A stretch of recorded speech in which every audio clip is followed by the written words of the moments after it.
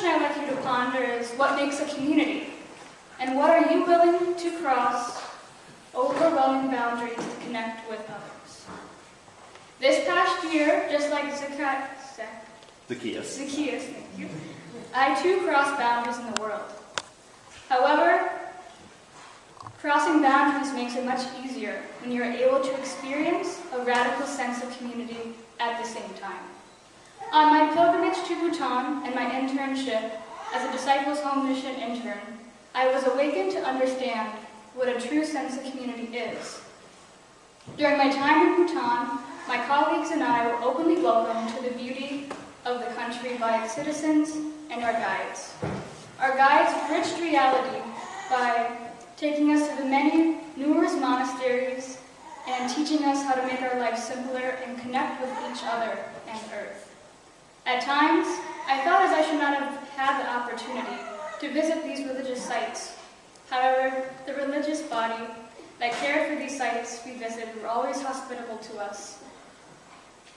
They even gave us chances as a group to witness religious artifacts and relics that would not be open to the public any longer. So as you can imagine, I felt a little overwhelmed. Other instances of how our community flourished in Bhutan was on our trek in the mountains. Living simply in tents and being intimately together, immersed in the beauty of nature, was inspiring and helped us to understand the importance of each other. The last night of our trek, a blessing came upon us in the form of a snowstorm. We pilgrims were thrilled and frolicked through the snow, but our professors, not so much. The snow fell heavily, and our professors were worried that our tents might collapse on us while we were sleeping. But, to much dismay, that did not happen. This is all thanks to our wonderful guides. They cared for us just like a mother would care for her babies, or even how a mother hen would care for her chicks. The whole night, the crew stayed up and banged snow off of our tents, and sometimes we'd wake up from the freezing cold and hear that coming down, but to ensure that we were doing well and that we would survive through the night. Not only this, but our heroic crew saved us, but also saved a baby yak from a pack of wild dogs, and safely returned the terrified yak to its furious mother when she came to our campsite in the morning. The people of Bhutan cared for us foreigners, the environment, and other beings around them, just as we were family to them. One of the best parts of this pilgrimage was staying with the host family for a couple of days. The family opened up their humble home to us strangers and allowed us to help in preparing food, along with conversing and being entertained by two beautiful daughters they had. This pilgrimage to Bhutan helped me understand our interconnection with each other. I never felt so happy in my whole life or connected to the earth as I was in Bhutan with my pilgrims and the people there. These examples of welcoming presence, connection to the environment, and selflessness all help me start to get closer to what I and those around me must do in order to have a healthy community. During my summer with David and Belinda Bell at the Yakima Christian Mission as a Disciples intern, I was able to experience different communities. Some of the groups I helped host at the Just Living Farm were taking on the challenge of being on their own pilgrimage. So I had two really great experiences from the pilgrimages this year. The goal of their pilgrimage was to be connected with the people they were serving and the landscape and also the people they were working with.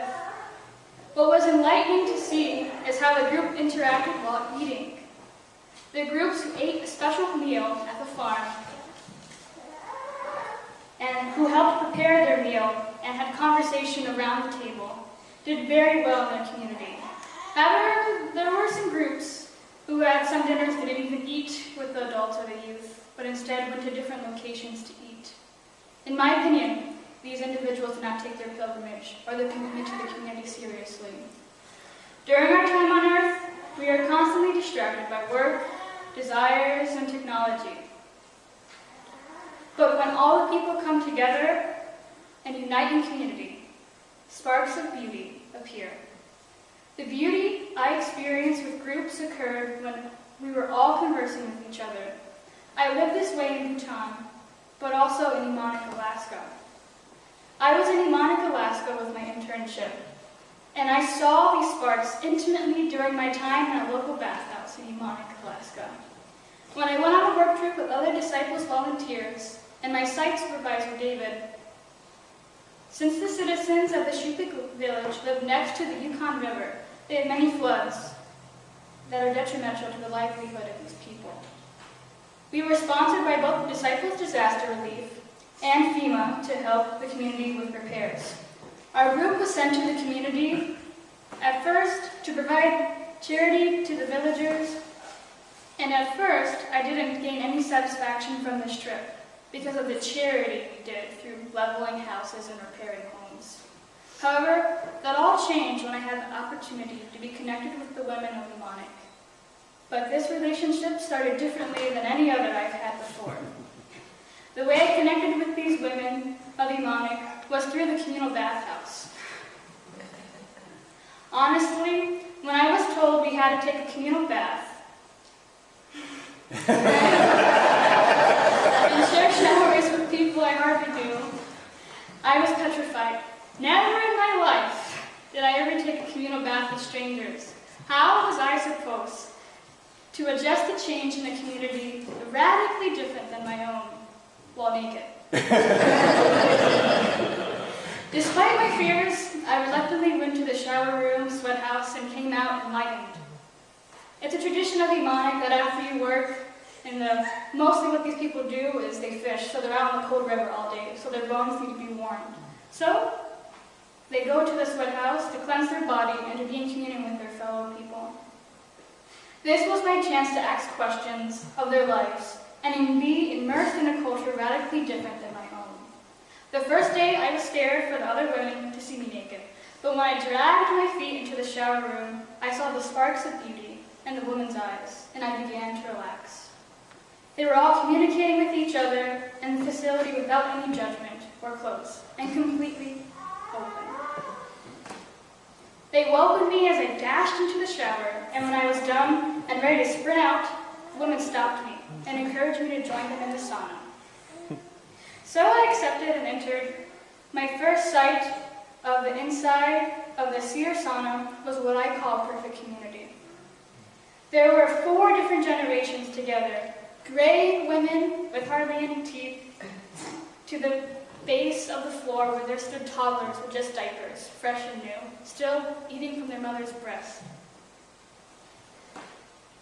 And daughters were washing their grandmother's hair, and young women and mothers and older siblings were cleansing children with soapy suds and rinsed them with warm water from silver bowls.